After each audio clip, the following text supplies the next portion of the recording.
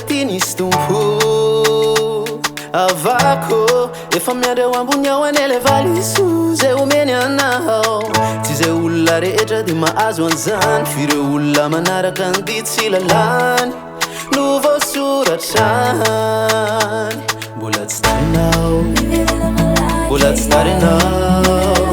mbola tsy tarinao mbola tsy tarinao hoany andanitra ve hoany andanitra ve hoany andanitra ve sako ve amin'ny afo be fahoriana zany amin'elo izany fijaliana fitomanina razay ianao miverina mirahy fa ao no misy ny fiainana mandrakizay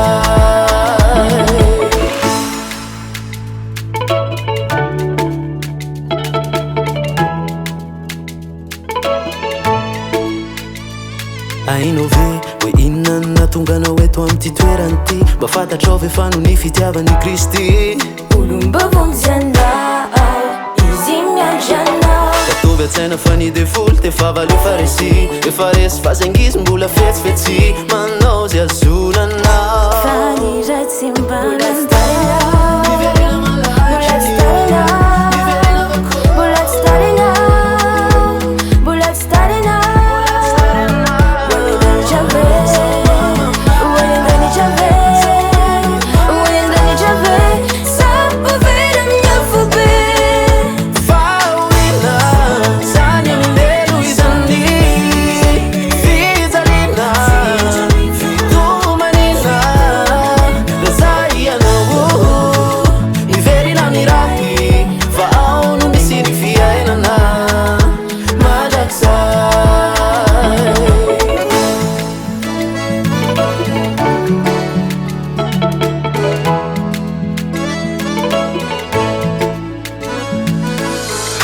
zao fotony zao ianao no voantsoany